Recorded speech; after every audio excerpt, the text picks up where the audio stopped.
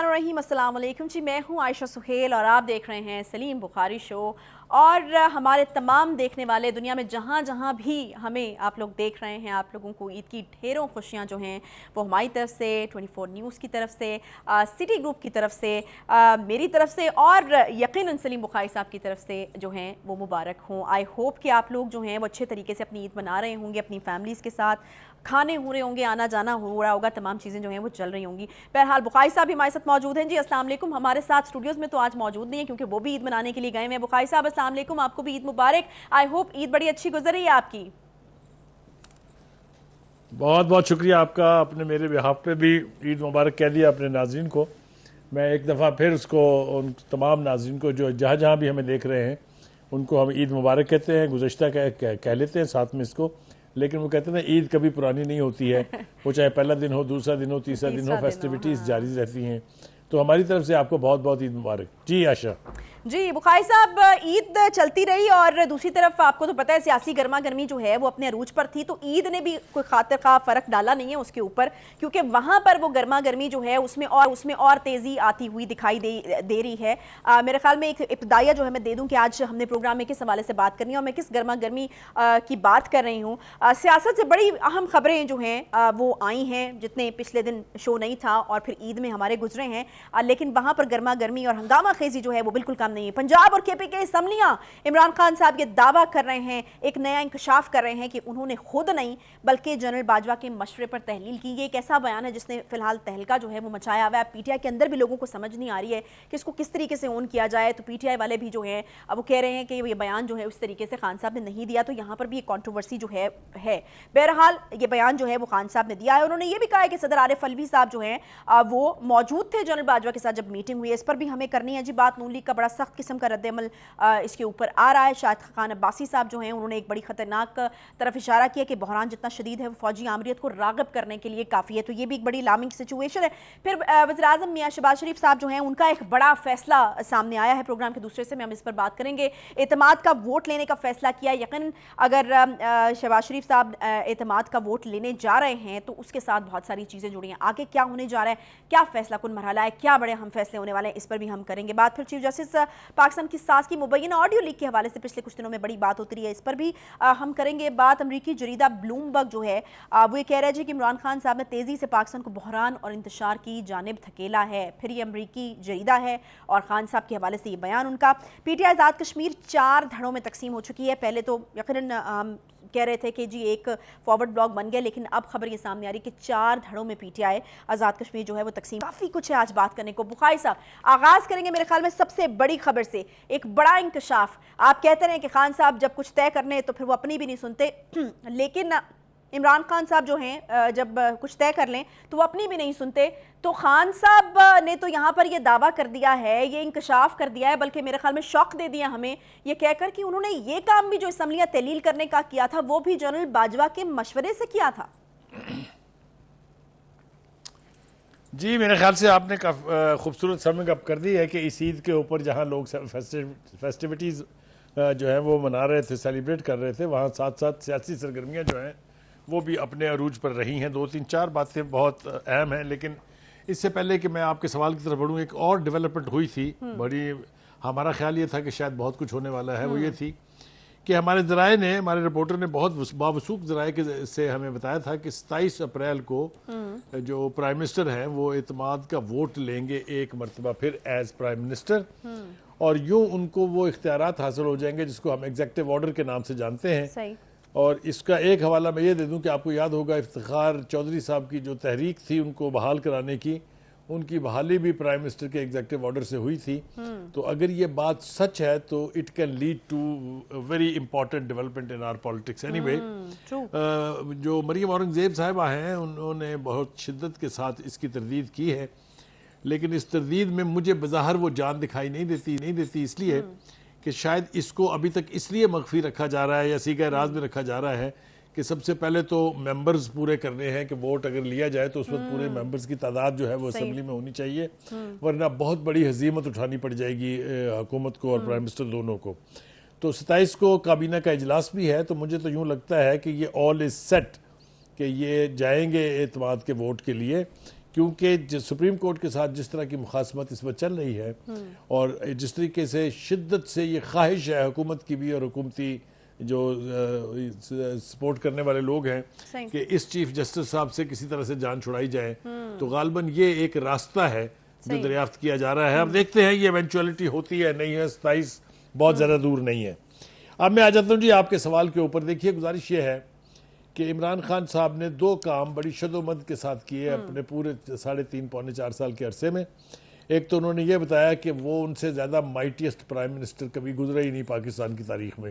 وہ بھٹو شٹو سب کو وہ کہتے تھے میں نے پیچھے چھوڑ دیا ہے. ان سے کسی نے کہا کہ جناب دیکھیں وہ ایک اسٹیبلشمنٹ ہوتی ہے، اس میں ایک آرمی چیف ہوتا ہے، اس میں ایک DG ISI ہوتا ہے، ان کی بات کبھی کبھی ماننی پڑ جاتی ہے. تو آپ کو یاد ہوگا، آپ تھوڑا سا مسکرا دیں میری اس ریکال کے اوپر، کہ انہوں نے کہا تھا کہ اگر انہوں نے کبھی ایسی جرت میرے ساتھ کی تو دونوں گھر جائیں گے. ہاں میں آپ کے کہنے سے پہلے ہی مسکرا رہی ہوں. تو اس کو میں یہیں چھوڑے دیتا ہوں اس لیے کہ عمران خان صاحب اپنی بات کر کے اس سے بار بار پیچھے ہٹنے کے، جن کو وہ اپنی زبان میں یو ٹرن کہتے ہیں، اس کے وہ ماسٹر ہیں.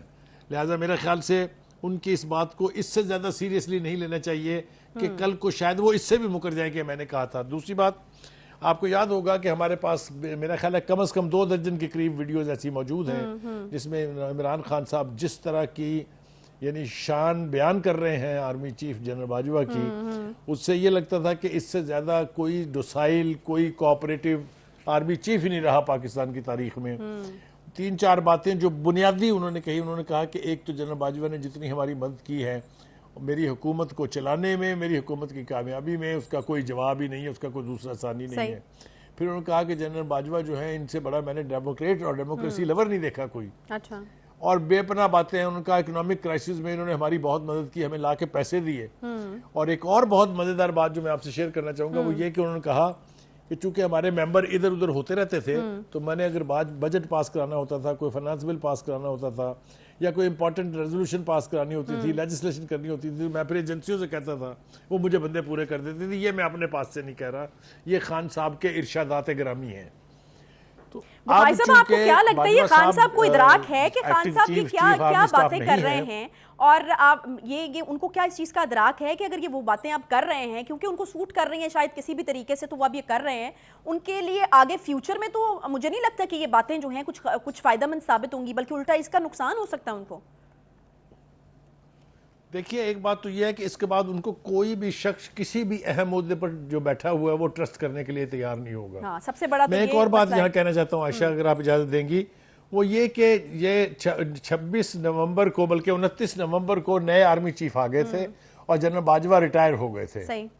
اس کے بعد تو کسی قسم کا کوئی ڈر رہتا نہیں تھا. یہ جناب عمران خان صاحب نے ان کے ریٹائر ہونے کے فوراً بعد یہ ارشادات کیوں نہیں کیے اور کیوں ان کا کہنا مانا کہ پنجاب کی اسمبلیاں توڑ دیں؟ یہ تو ان کے ریٹائر ہونے کے کئی مہینوں کے بعد ٹوٹی ہیں اسمبلیاں.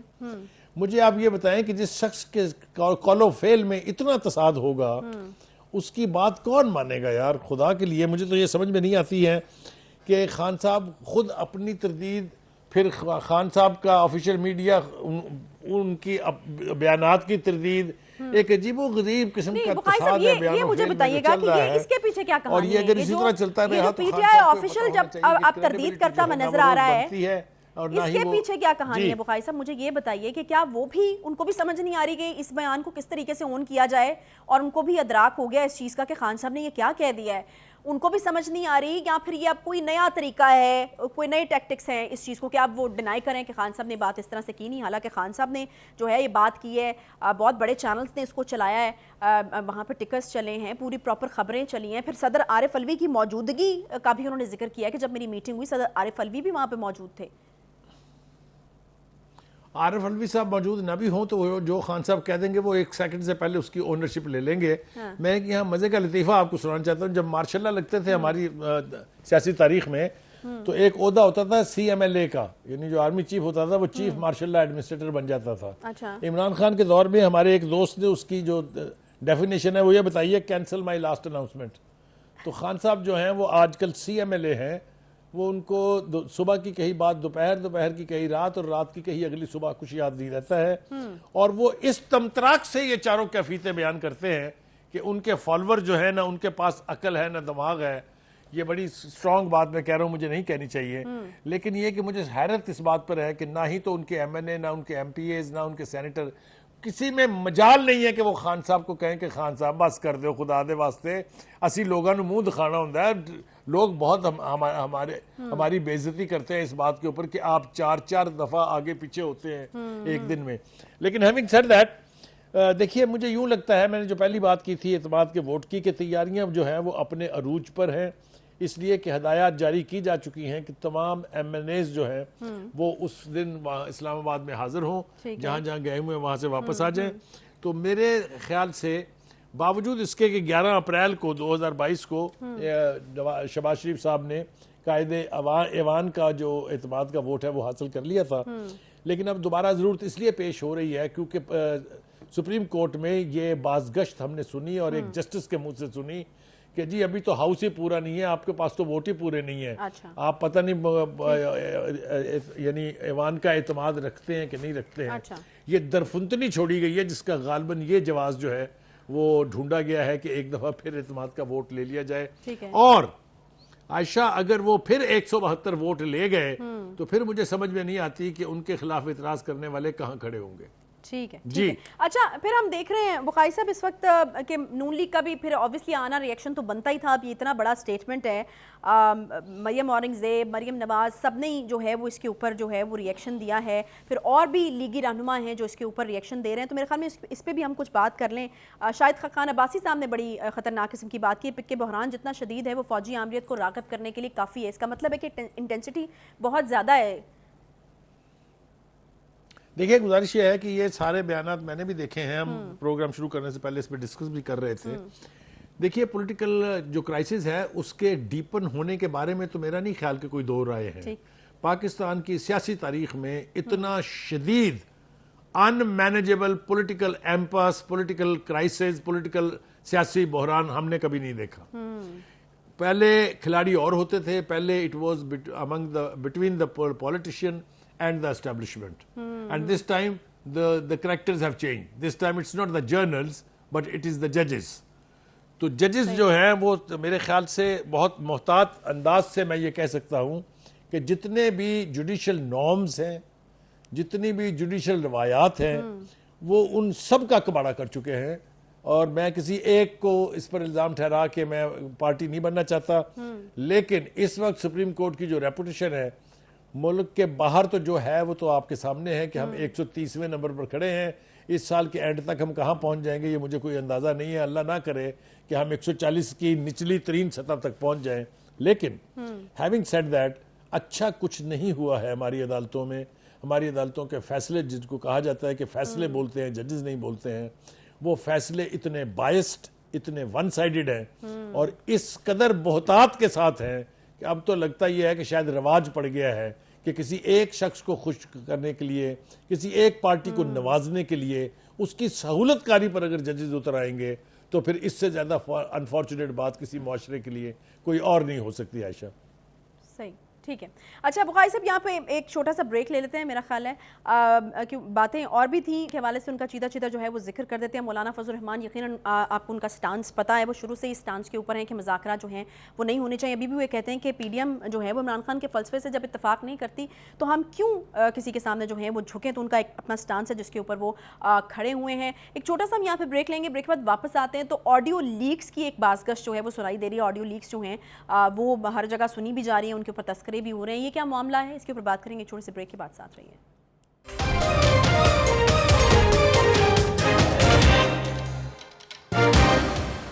Welcome back. بریک کے بعد ایک بار پھر سے آپ کو خوش آمدید کہتے ہیں۔ بریک پر جانے سے پہلے جس طرح ہم بات کر رہے تھے کہ مختلف جو سیاستدان ہیں، سیاسی رہنما ہیں، ان کے بھی ریئیکشنز جو ہیں وہ آئے ہیں۔ بلاول صاحب یہ کہتے ہیں جی کہ پنجاب جیسے بڑے صوبے میں پہلے انتخابات پر وفاق پر جو ہے وہ اثر انداز ہوں گے۔ یقیناً اگر پنجاب میں پہلے ہو جاتے ہیں الیکشنز، اداروں میں تقسیم نظر آ رہی ہے جس کا نقصان عوام کو ہو رہا ہے۔ مولانا فضل الرحمان صاحب بھی جو ہیں وہ اسی طرح کے کچھ سٹیٹمنٹس دیتے ہوئے نظر آ رہے ہیں۔ ان کا تو یقیناً آپ کو پتہ ہے کہ پہلے ہی ایک سٹانس تھا، وہ مذاکرات کے بھی حامی نہیں تھے اور وہ بارہا یہ بھی کہہ رہے تھے کہ وہ خان صاحب کے سامنے جو ہے وہ نہیں جھکیں گے۔ بخاری صاحب ہم دیکھ رہے ہیں کہ مختلف جو ریئیکشنز جو ہیں وہ ہمارے سامنے آ رہے ہیں، کیا کہیں گے اس پر آپ؟ میرے خیال سے اس کی بات کرنا بہت ضروری ہے، بالکل آپ نے ٹھیک کیا جو آپ نے کہا اس پہ بات کرنے کے لیے۔ دیکھیے سب سے خوفناک بات کی ہے شاہد خاقان عباسی نے، جس نے یہ کہا ہے کہ جو خان صاحب کا رویہ ہے یہ صرف فوجی آمریت کو پرووک کرنے کے لیے اور اس کو ایک طرح سے مدعو کرنے کے لیے کافی جواز جو ہے اور کافی مواد مہیا کر رہا ہے. یہ بڑی خوفناک بات ہے. اس کے بعد بلاول صاحب نے کہا کہ جی پنجاب میں پہلے الیکشن ہم کو کسی صورت قبول نہیں ہے، اس لیے کہ جو چھوٹے صوبے ہیں یہاں پر ہونے والی منتخب حکومت جو ہے باقی کے سارے انتخابات میں، خاص طور سے قومی اسمبلی کے اجلاس انتخابات میں انفلوئنس کرے گی، لہٰذا ان کو کسی طریقے سے بھی ہم قبول کرنے کے لیے تیار نہیں ہیں. لیکن سب سے زیادہ بٹر کرٹیسزم جو ہے وہ مولانا فضل الرحمان کی طرف سے آیا ہے. لیکن مولانا فضل الرحمان کی بات کرنے سے پہلے میں آپ کو بتاؤں کہ جو رانا تنویر ہیں یہ بھی پارٹی کے بہت اہم یعنی وہ ہیں. وہ کہتے ہیں کہ جب الیکشن کمیشن نے کہہ دیا کہ ابھی الیکشن نہیں ہو سکتے تو اس کے بعد کوئی جواز نہیں رہتا یہ مطالبہ کرنے کا بھی کہ جی آپ الیکشن پہلے کرا دیں. مولانا فضل الرحمان صاحب نے تو خیر بہت بری طرح سے بہت بٹر انداز میں عمران خان صاحب کو بھی چیلنج کیا ہے، لیکن اس سے زیادہ انہوں نے سپریم کورٹ کو چیلنج کیا ہے. انہوں نے تو یہاں تک کہہ دیا ہے کہ جی ادارے اپنی عادتیں درست کر لیں، یہ دھمکی ہے، یہ مشورہ نہیں ہے، نہ یہ تجویز ہے، اس میں ایلیمنٹ ہے دھمکی کا کہ آپ اپنی عادتیں ٹھیک کر لیں، یعنی رویے اپنے جو ہے وہ تبدیل کر لیں. اور وہ بھی یہ کہتے ہیں کہ الیکشن کمیشن واحد آئینی ادارہ ہے جو الیکشن کرانے کا ذمہ دار ہے، لہٰذا ان کے اس معاملے میں کسی قسم کی کوئی مداخلت نہیں ہو سکتی. پھر وہ یہ بھی کہتے ہیں کہ جناب جو ایوان ہے اس نے ایک قرارداد پاس کی تھی جس میں سپریم کورٹ کے اس بینچ اور خاص طور سے چیف جسٹس اور ان 2 ججز کے خلاف عدم اعتماد کا اظہار کر دیا تھا، لہٰذا یہ بینچ تو یہ کیس سن ہی نہیں سکتا. میرے خیال سے اگر آپ اس کو پیورلی قانونی اعتبار سے یا آئینی اعتبار سے پرکھیں تو ان کی بات میں بہت وزن ہے، اس لیے کہ 4-3 کے فیصلے کی باز گشت اب چاروں طرف سے سنی جا رہی ہے. میں کہتا ہوں باہر لوگ جو کچھ بھی کہیں اسے ماننے کے لیے ذرا تھوڑا آدمی سوچتا ہے، لیکن اگر ادارے کے اندر سے بیٹھے ہوئے دیگر سینئر ججز یہ کہہ رہے ہوں تو پھر آپ کو یہ بات غور سے سننی پڑتی ہے. اسی طریقے سے طلال چودھری صاحب نے بھی بہت بٹر کرٹیسزم کیا ہے عمران خان صاحب کے اوپر بھی، اور سپریم کورٹ کی طرف بھی کچھ اشارے کیے ہیں. میں بہت تکلیف سے یہ کہہ رہا ہوں، یہ کہتے ہوئے مجھے خوشی نہیں ہو رہی، اور عائشہ آپ بھی اس میں میرے ساتھ ہیں، کہ عدالت عالیہ جو ملک کی سب سے بڑی ایپیکس کورٹ ہے اس کے بارے میں اس قسم کے بیانات کا نارمل حالات میں جواز نہیں ہونا چاہیے. یہ کورٹس جو ہیں یہ چونکہ فیصلوں کے ذریعے آئین کی پاسداری کرتی ہیں، آئین کی سربلندی کرتی ہیں، لیکن اس کے ساتھ ساتھ ایک جو تیسرا رول ہے وہ یہ کہ پارلیمنٹ کو سپریم بنانے میں بھی اس ادارے کو یعنی سپریم کورٹ کو اہم کردار ادا کرنا چاہیے. لیکن انفارچونیٹلی ہم یہ دیکھ رہے ہیں بات چاہے عمران خان کی حکومت کو ووٹ آف کانفیڈنس سے نکالنے کی ہو جو کہ ایک آئینی آپشن تھا، لیکن اس کے بعد جس طریقے سے عدالتوں نے بیہیو کیا ہے اس کے اوپر بھی سوال اٹھ رہے ہیں، which is a very unfortunate thing. اب آ جاتے ہیں آپ کے سوال کی طرف. بخاری صاحب میں بالکل بات کرنا چاہ رہی ہوں یہ جو آڈیو لیکس ہیں ان کے حوالے سے. یہ چیف جسٹس پاکستان کی ساس کی مبینہ آڈیو لیک جو ہے وہ سامنے ہے، اگر آپ کہتے ہیں تو میں پڑھ دیتی ہوں کہ گفتگو جو ہے وہ کیا ہوئی ہے. یہاں پر جو ہے وہ ماجبی بولی کہ جلد سے جلد الیکشن ہوں ابھی، جس پر رافعہ طارق نے کہا کہ الیکشن دیکھو نا اگر نہیں ہوتے نا تو پھر یہ اپنا سمجھ لیں کہ پھر مارشل لاء لگے گا، یہ نہیں رہ سکتے نا، بس بات ختم. ماجبی نے کہا کہ مارشل لاء بھی وہ کمبخت نہیں لگانے کو تیار نا. رافعہ طارق نے کہا بالکل تیار ہیں، فیصلے آئین اور قانون نہیں بلکہ بیگمات اور ساسوں کی پسند اور ناپسند پہ ہو رہے ہیں. مریم نواز صاحبہ نے اس کے اوپر کافی سخت قسم کا جو ہے وہ ری ایکشن دیا ہے. دیکھیے بات یہ ہے کہ یہ جو کہا جا رہا تھا کہ جی خواتین جو ہیں وہ سیاسی معاملات میں مداخلت کر رہی ہیں بغیر اس کے کہ ان کے پاس کوئی جواز ہو. بہت ساری گفتگو ہوئی. آپ کو یاد ہوگا کہ جو سابقہ پرائم منسٹر عمران خان صاحب کی بیگم صاحبہ ہیں ان کے حوالے سے وہ جو ہدایات جاری کر رہی تھی اس کی آڈیو لیک جو ہے وہ بھی ہوئی تھی. اس کے بعد زلفی بخاری اور ان کی آڈیو لیک بھی ہوئی تھی. تو یہ ایک رواج چل پڑا ہے کہ وہ گفتگو جو کبھی کانوں تک نہیں پہنچتی تھی وہ اب اس جدید ٹیکنالوجی کے ذریعے، کیونکہ عمران خان صاحب نے جدید ٹیکنالوجی کا جو استعمال یعنی پاکستان میں ایجاد فرمایا ہے اور ان کے سوشل میڈیا ہینڈلرز نے، تو اب بات جو ہے وہ دوسروں کی گرفت سے بھی باہر نہیں ہے. لہٰذا دونوں طرف سے a battle of nerves and a battle of words جو ہے وہ جاری ہے. اسی کا نتیجہ ہے یہ کہ یہ آڈیو ہمارے سامنے ہے. اس سے پہلے اگر آپ کو یاد ہو کہ ایک اور ویڈیو تھی جس میں پرویز الہی صاحب ایک سپریم کورٹ کے جج سے مخاطب تھے، اس کی بھی باز گشت بہت دیر تک سنی گئی. یہ سب کچھ پہلے نہیں ہوتا تھا، صرف ایک آڈیو لیک تھی اور وہ تھی جو ملک قیوم صاحب تھے چیف جسٹس, اگر آپ کو یاد ہو اس کو کس طرح گایا تھا پی ٹی آئی نے. میرے خیال سے ان کی پچھلے 7-8 سال کی سیاست ساری اس ایک آڈیو کے پیچھے گھومتی تھی. اس کے بعد ارشد ملک کی ویڈیو نے ہنگامہ کھڑا کیا, اس کے بارے میں بھی یہ الزام لگایا گیا کہ یہ ساری ویڈیو جو ہے یہ ریکارڈ کی گئی تھی پی ٹی آئی کے کہنے پہ.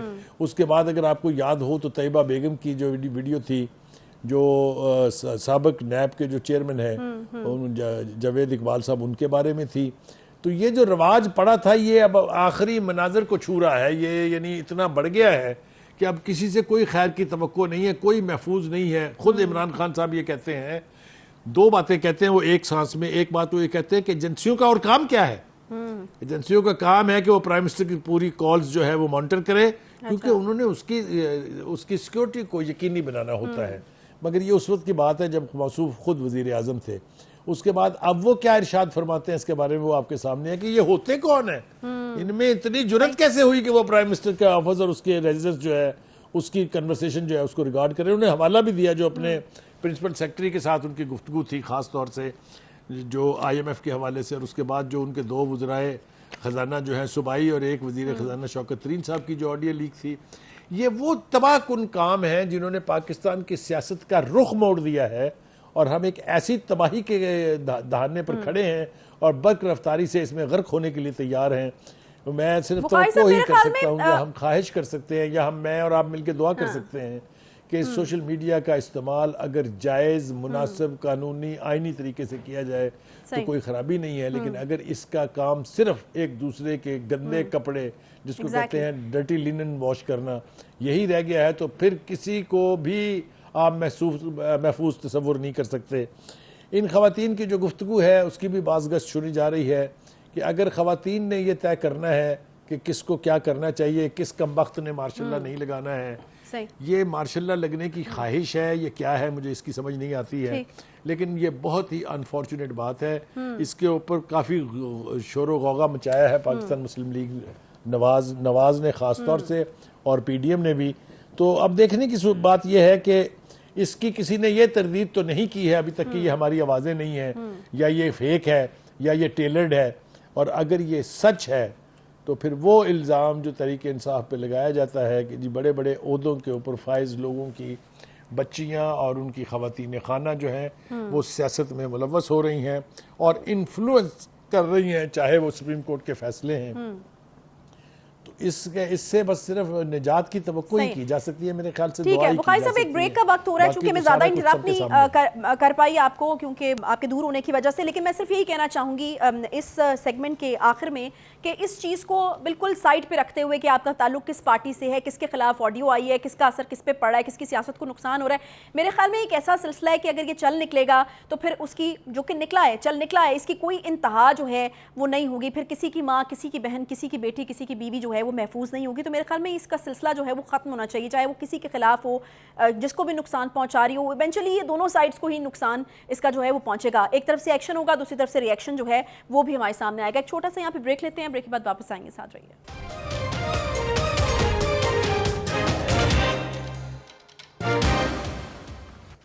Welcome back. بات کریں گے جی امریکی جریدے بلومبرگ کی رپورٹ کے حوالے سے, جس میں عمران خان کو تیزی سے پاکستان کو بحران اور انتشار کی جانب دھکیلنے کے حوالے سے بات ہوئی, اور کہا ہے کہ عمران خان صاحب جو ہیں وہ اس انتشار کی وجہ ہیں. اور بھی بڑی اہم باتیں جو ہیں اس جریدے میں کی گئی ہیں. پھر ٹائم میگزین نے بھی باتیں کی ہیں کچھ, اور امریکی اخبار وال اسٹریٹ جرنل کی طرف سے بھی کچھ بڑی اہم باتیں جو ہیں وہ سامنے آئی ہیں, جس میں اکانومی کے حوالے سے بات کی گئی ہے, جس میں انتہا پسندی یا شدت پسندی کے حوالے سے بات کی, خواتین کے اوپر جو ریمارکس ہیں ان کے حوالے سے بات کی گئی ہے, اسٹیبلشمنٹ کا سہولت کار, کٹ پتلی, دہشت گردوں کا حامی, یعنی اس طرح کے القابات جو ہیں ان سے نوازا گیا. بخاری صاحب, یہ جو ہم دیکھ رہے ہیں کہ امریکی خاص طور پر جو جریدے ہیں, جن میں امریکی اخبار وال اسٹریٹ جرنل ہے, امریکی جریدہ بلومبرگ ہے, پھر ٹائم میگزین ہے, وہ اس وقت ہم دیکھ رہے ہیں کہ کیا باتیں جو ہیں وہ خان صاحب کے حوالے سے کرتے ہوئے نظر آ رہے ہیں. عائشہ, اگر آپ کو یاد ہوگا تو خان صاحب جو ہیں اپنے دور حکومت میں اور اس کے بعد جب سے حکومت سے نکلے ہیں وہ اکثر باہر کے اخبارات کا حوالہ دیتے تھے. ایک تو وہ یہ کہتے تھے کہ یہ اخبار جو ہیں یہ انڈیپینڈنٹ ہے, غیر جانبدار ہیں, کسی کے اثر میں نہیں آتے ہیں, اور وہاں جو بھی چیز چھپتی تھی کبھی یعنی سابقہ حکومت کے بارے میں, نواز شریف اور نواز شریف کے خاندان کے بارے میں, تو بڑے تمطراق سے اس کو وہ گاتے تھے اور دکھاتے تھے. حتیٰ کہ اگر آپ کو یاد ہو ڈیلی میل والی سٹوری جو ہے جو شہباز شریف کے خلاف چھپی تھی، جس کو انہوں نے بعد میں چیلنج کیا اور اخبار نے اس پہ معافی مانگی تھی. تو اب وہی میڈیا جو ہے، فورن میڈیا، خاص طور پہ ویسٹرن میڈیا جو ہے، اس نے جو ریڈ لگائی ہے خان صاحب کی ترتیب کے ساتھ، اس کا تذکرہ میرے خیال سے بہت ضروری ہے. سب سے پہلے آپ نے بالکل ٹھیک کہا کہ بلومبرگ جو ہے وہ یہ کہتے ہیں کہ جی ان کی قبل از وقت انتخابات کی خواہش جو ہے اس نے پاکستان کو ایک آئینی بحران میں دھکیل دیا ہے. بالکل ٹھیک بات ہے. وہ یہ کہتے ہیں کہ اس معاملے میں چیف جسٹس عمر عطا بندیال صاحب جو ہیں وہ مرکزی کردار بن چکے ہوئے ہیں، جو کہ نہیں ہونا چاہیے. اس کے بعد جناب آپ کو یاد ہوگا کہ امریکی میگزین جو ہے ٹائم میگزین، اس نے عمران خان صاحب کو کٹھ پتلی، دہشت گردوں کا حامی، اسٹیبلشمنٹ کا سہولت کار اور خواتین کے لباس پر بیہودہ گفتگو کرنے والا شخص قرار دیا تھا. اور پھر اس کے بعد وال سٹریٹ جرنل نے جو کچھ کہا وہ بھی آپ کے سامنے ہے. تو وہ کہتے ہیں نا کہ آپ کسی کے لیے گڑھا کھودتے ہیں تو خود ایک وقت کسی نہ کسی وقت آپ کو اس گڑھے میں خود گرنا پڑتا ہے. وہی ویسٹرن میڈیا جن کے خان صاحب کبھی ڈارلنگ تھے، اب وہاں جو کچھ چھپ رہا ہے وہ آپ کے بالکل سامنے ہے. یہ باتیں تو ہم نے کرنی ہے. میرے خیال سے ایک اور بات کرنا بہت ضروری ہے. یہ جو فرم خان صاحب نے ہائر کر رکھی ہے پی آر کے لیے، اس کے باوجود ہم دیکھ رہے ہیں کہ اتنی نیگیٹیوٹی جو ہے وہاں سے آ رہی ہے. یعنی وہ فرم جو ہے وہ کچھ کر نہیں پا رہی ہے، یا وہ خان صاحب کی بات درست تھی کہ یہ جو جریدے ہیں یہ بالکل انڈیپینڈنٹلی کام کرتے ہیں، ان کے اوپر کسی چیز کا کوئی اثر نہیں ہوتا؟ پہلی بات تو یہ ہے کہ جو پی آر فرم ہائر کی تھی اس کا پازیٹیو نتیجہ تو ہم دیکھ چکے ہیں کہ کچھ ایسے کریکٹرز ہیں امریکن ایڈمنسٹریشن میں، خاص طور سے کانگریس میں اور سینٹ میں، جنہوں نے ان کے حق میں بیانات دیے ہیں جن سے بڑے واضح انداز میں ان کی پاکستان دشمنی جو ہے وہ ظاہر ہوتی ہے. وہ ان کی پی آر کمپنی کی کامیابی ہے اس طرح کے بیانات آنے، چاہے وہ زلمے خلیل زاد ہیں، چاہے وہ 2-3 سینیٹرز ہیں. لیکن جہاں تک میڈیا کا تعلق ہے، میرے خیال سے یہ فرم جو ہے میڈیا کو انفلوئنس کرنے میں کامیاب نہیں ہو سکی. اور یہی وجہ ہے کہ جس طرح کی پریس اس وقت خان صاحب کو ویسٹ میں مل رہی ہے وہ کافی تباہ کن ثابت ہو سکتی ہے ان کے لیے. اس لیے کہ یہ یاد رکھیے کہ ان کی سب سے زیادہ سپورٹ جو ہے وہ اوورسیز پاکستانیز میں ہے، اور اوورسیز پاکستانیز ان اخبارات اور میڈیا کو جس کا ہم نے ذکر کیا ہے ان کو بہت کریڈیبل سمجھتے ہیں اور اس کو فالو کرتے ہیں. تو خان صاحب کو اس کا نوٹس لینا چاہیے جس رفتار سے ویسٹرن میڈیا ان کے خلاف ہوتا جا رہا ہے. جی صحیح. اچھا بخاری صاحب، یہ تو ہم نے جو ہے وہ بالکل بات کر لی، اور میرے خیال میں لمحہ فکریہ ہے خان صاحب کے لیے، اور اس کے اوپر جو ہے وہ ان کو دیکھنے کی بھی ضرورت ہے کہ آخر کیوں اس طریقے سے جو ہے وہ ان کے حوالے سے بات ہو رہی ہے، اور وہی لوگ کر رہے ہیں جن کے حوالے سے وہ خود ہی کہا کرتے تھے کہ وہ انڈیپینڈنٹ ہیں، اس کے اوپر کسی چیز کا کوئی اثر نہیں ہوتا. تو پھر یقیناً کہیں نہ کہیں سچائی تو ان کی بات میں ہے. بخاری صاحب میرے خیال سے عائشہ اس سے پہلے کہ آپ کنکلوڈ کریں، میرے خیال سے ایک بات اور کرنا بہت ضروری ہے. خان صاحب جو ایک لمحے کے لیے بھی انتخابات میں تاخیر کے حامی نہیں تھے، اور شد و مد کے ساتھ جو ہے وہ اس کو کرٹیسائز کرتے تھے کہ 90 دنوں کے اندر اندر انتخاب ہونا چاہیے. میرے سامنے ایک حوالہ پڑا ہوا ہے ان کی حالیہ تقریر کا اور حالیہ ایک بیان کا، جس میں وہ کہتے ہیں کہ اگر حکومت جولائی میں انتخابات کرانے کے لیے تیار ہو جائے اور اس سے 3 مہینے قبل اسمبلیاں توڑ دے تو ہم انتظار کرنے کے لیے تیار ہیں. یار کیا شان بے نیازی ہے. کہیں 90 دن کا لفظ جو ہے وہ ایک مطلب ہے آسمانی صحیفہ بن جاتا ہے. کہیں پھر وہ سپریم کورٹ جب اس 90 دن کو 105 کر دیتی ہے تو خان صاحب کو کوئی اعتراض نہیں ہوتا ہے. جب سراج الحق صاحب کہتے ہیں کہ جب 105 کر دیے تو 205 کر دیں تو ان کو پھر بڑے مروڑ اٹھتے ہیں. لیکن اب یہ خود جو مزید طول دینے کے لیے آمادہ نظر آتے ہیں. خان صاحب کسی ایک جگہ ٹھہریں گے یا نہیں، کسی ایک موقع پر وہ قائم رہیں گے کہ نہیں، یہ میرے خیال سے ان کے بارے میں بہت بڑا سوالیہ نشان ہے. جی عائشہ. میرے خیال میں بخاری صاحب اس کی وجہ یہ ہو سکتی نہیں کیونکہ وہ ساتھ بیٹھ کر بات چیت کرنے کو تیار نہیں ہیں، تو اپنے تئیں پھر جو ان کو سمجھ میں آتا ہے اور جو پھر اکیلے بیٹھ کے وہ سوچتے ہیں یا طے کرتے ہیں وہ بول دیتے ہیں. پھر اب آگے جو ہے وہ مزید کچھ گنجائشیں نکالنے کی کوشش جو ہے بہرحال ہو رہی ہے.